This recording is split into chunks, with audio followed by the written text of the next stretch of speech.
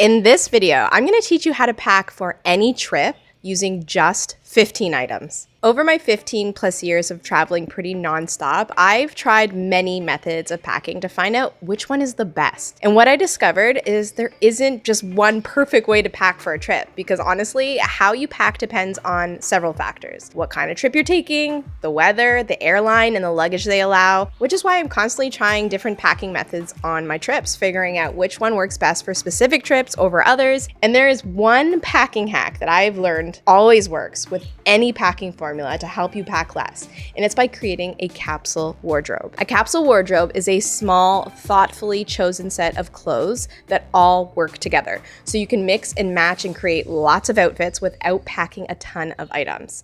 When I choose my capsule wardrobe, I like to choose earth tones like greens and browns and blacks, because no matter what items I put together, they look good, and I also feel good in all of these colors. And when you combine it with the packing method I'm going to share in this video, you, my friend, will have just become a minimalist packing master.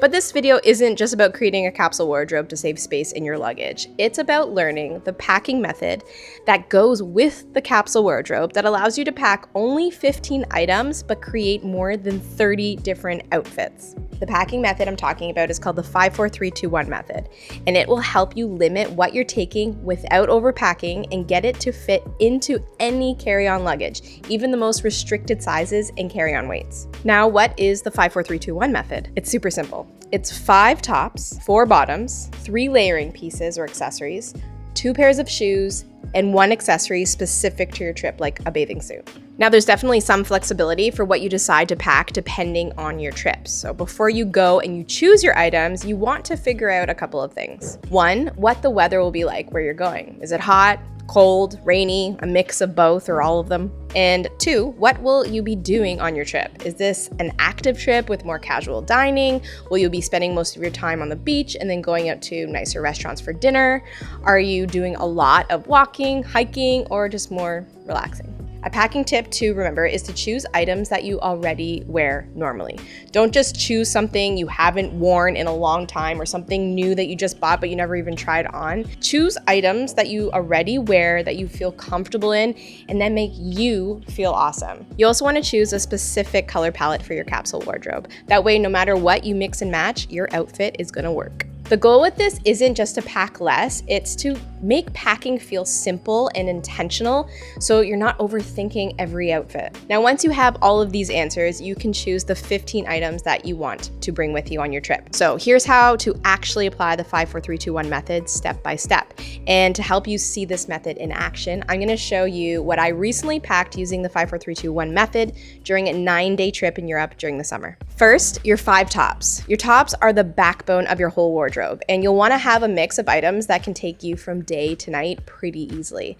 So for my Europe trip, I brought 1 top that was a bit more fancy for dinners or nights out in general, a couple of more casual tops, and then some really easy go-to basics. But these basics can also be styled up if you want to. That's where your accessories or your layering pieces can come into play. The key is versatility. You want pieces that can be styled several different ways, not 5 completely different random tops. That's why having a color palette is also helpful. Then 4 bottoms.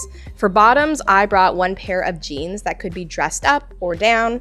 Since it was the beginning of summer, the weather was warm during the day and a little bit cooler at night, so jeans worked well. If it was midsummer, I would have brought a lighter pair of black tights instead of jeans. I also brought a pair of jean shorts, which again, you can dress up or down, and another pair of casual shorts because I knew I would be doing more day sightseeing and nothing too fancy. And the 4th piece I brought were a pair of track pants, which kept me warm on cooler nights, and they were perfect for long days in the car since this was a road trip. Plus, they looked pretty cute, I think, with a simple t-shirt.